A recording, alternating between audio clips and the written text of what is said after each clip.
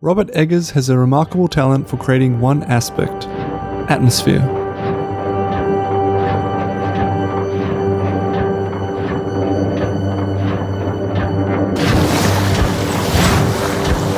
But why is atmosphere important for Eggers, and what can we learn from his filmmaking process so that we too can create such striking environments like this?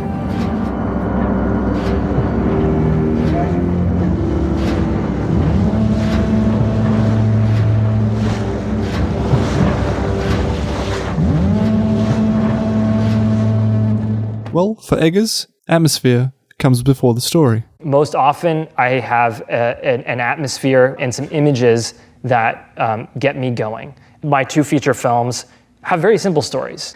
So in my films, like, you need atmosphere for the world to survive, for the film to survive. A reason why Eggers focuses on atmosphere so much is because his films rely on transporting you to this world, be it a Puritan family in the 1630s to a lighthouse in the 1890s. It's about immersing you in the world. If you can't, be actually transported to the 17th century, then you can't actually be transported into the mindset of these English Puritan Calvinist settlers. And if you can't do that, then you can't believe in the witch, and the whole movie just doesn't work. If you can't be put into the shoes of the characters you're watching, then you can't believe anything else that happens to them. And Eggers knows that this will also help sell the supernatural elements of his films. And when you have this atmosphere and this world that you can believe in, then you can believe in mermaids and sea monsters a little more. But how does he create such a great atmosphere? Well, while your typical film script will have on average 125 words of dialogue per minute, both of Eggers' films have almost 3 times less than that, with The Witch having just 59 words per minute, while The Lighthouse has even fewer at 49 words. So what else does he put into the script? One word: detail. The atmosphere, is an accumulation of details. There's a level of specificity in the blocking. If Willem Dafoe wears his reading glasses like this, if Robert Pattinson scratches his ear like this, it may very well be in the screenplay.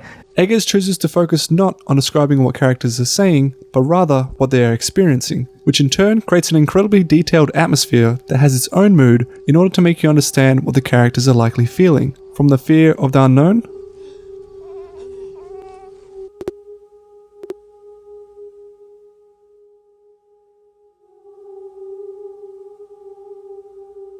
to the fascination of the forbidden.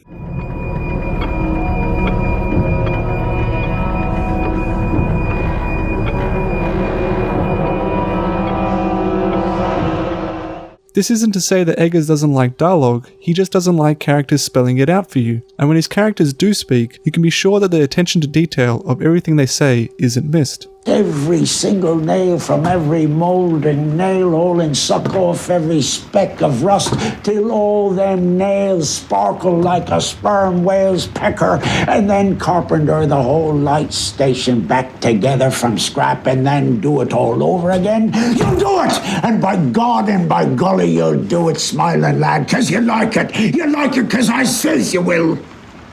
What's also interesting is that for a filmmaker who loves details, Eggers won't indulge in giving you every detail when it comes to the mystery elements, which adds a factor of engagement because you're generally left with more questions than answers. One of the things that I don't like about Lovecraft, is that it gets it. If Lovecraft had done this movie, there'd be a point where Robert Pattinson realizes that, in the light is the god, blah blah blah blah, Right. and it's part of a Dagon cult, and he finds these runes, these Lovecraftian runes that explain the whole thing, and I want questions instead of answers. Right. To be a cliche wannabe auteur. Detail is necessary to be transported to an atmosphere you've never been to, and Eggers is a filmmaker who enjoys living in the past, who thrives on being able to research every single detail about the way people lived before us, and finding that eureka moment which helps him understand why and how they thought. I like it when I don't understand these people. I like it when I'm researching Puritans and I think, how could this kind of English Calvinism be hopeful for anyone? And then be reading, struggling like this. These are alien thoughts. These are alien people.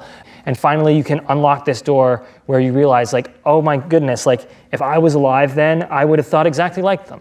Of course I would have. And not only that, like I can see how that kind of thinking still resonates in culture today. His films might have underlying themes or messages that might be relevant to what we experience today, but that's beside the entire point of his films. Like many wannabe auteur types, I'm not out to make a film that has a message or has a particular intention or is deliberately trying to speak about something current. Eggers doesn't want to have a message in his work, which is why he focuses on atmosphere, because all he wants you to do is to be transported.